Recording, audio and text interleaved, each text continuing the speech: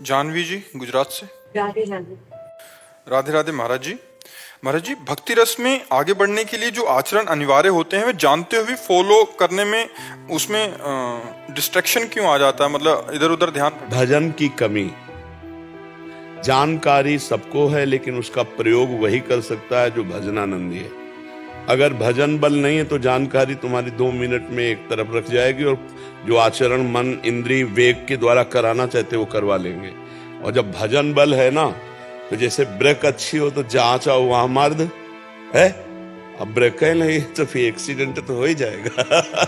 नाम बल, भजन बल, वारी मथे घृत होए बरु, शिकताते बरु तेल, बिनु हरि भजन न भव तरिय, यह सिद्धांत अपेल।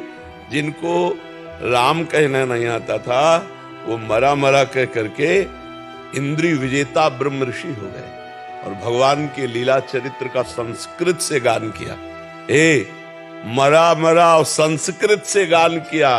देख लो रामचरितमानस जो पूर्व है वो संस्कृत से है, महर्षि के द्वारा गाई हुई है।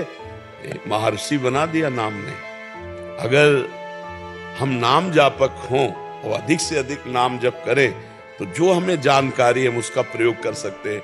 नहीं जानकारी तो प्रभु 6-6, 8-8 घंटा प्रवचन की है, लेकिन 6 सेकंड भी अपने पर शासन नहीं है। समझ ला, 6 सेकंड भी मन को एक स्थान पर रोकना कठिन है। 6 सेकंड, इतना अंतर है अध्यात्म और अध्यात्म की चर्चा।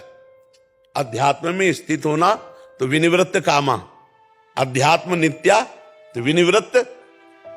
अध्यात्म का स्वरूप क्या है? कामनाओं का नाश हो जाना, कामनाओं का त्याग हो जाना। आज हम अध्यात्म की चर्चा कामनाओं की पूर्ति के लिए करते हैं। अर्थ पूर्ति, प्रणाम नमस्कार की पूर्ति, वाह वाह की पूर्ति, ये सब ये अध्यात्म नहीं है।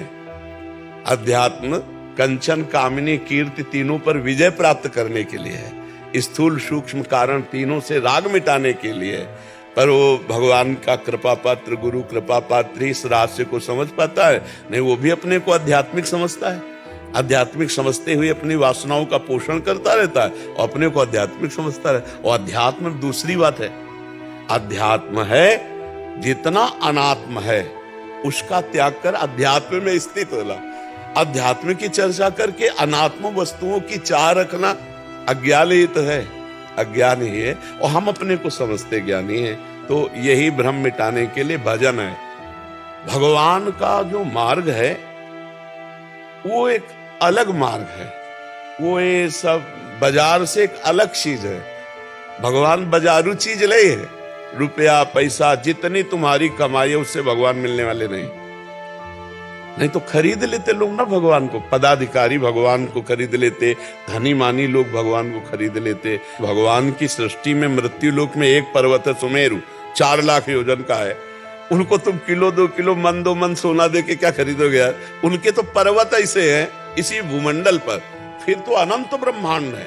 दिखरावा माते तीन अद्भुत रूप प्रचंड, रोम रोम प्रति लागे कोटि कोटि ब्रह्मांड। उनको अगर पकड़ना है तो एकमात्र उपाय है भजन। आर्त भाव से भगवान को पुकारो, वो मिल जाएंगे। जिससे यही दरबार दीन को आदर, रीत सदा चले। दैन्य होकर अपने प्रभु को हम भज रहे हैं, अपने स्वामी को भज रहे हैं, अपने प्रीतम को भज रहे हैं, बस मिल गए। भजन के बिना जितनी जानकारी सब मिथ्या है, वो प्रयोग में नहीं आएगी तो मिथ्या है। बंदूक है और गोली न चले तो बेकार है, मतलब टांगे घूमे रहो बेमतलब। ज्ञान है लेकिन जब काम क्रोध आक्रमण किए तब फायरिंग तो तुम्हारी हुई नहीं ज्ञान की, तो फायदा क्या हुआ तुम्हारा? वो बंदूक है टांगे हो ज्ञान की केवल। तो हमारे अंदर जो जानकारी है उसका प्रयोग तभी होगा जब हम अच्छे से भजन करेंगे, पवित्र आचरण करेंगे, पवित्र भोजन करेंगे, पवित्र व्यवहार करेंगे, तो परम पवित्र उत्तम श्लोक भगवान की कृपा से माया पर विजय प्राप्त कर लेंगे। मामे वे प्रपद्यन्ते माया में ताम तरन्ते। समझ में आया?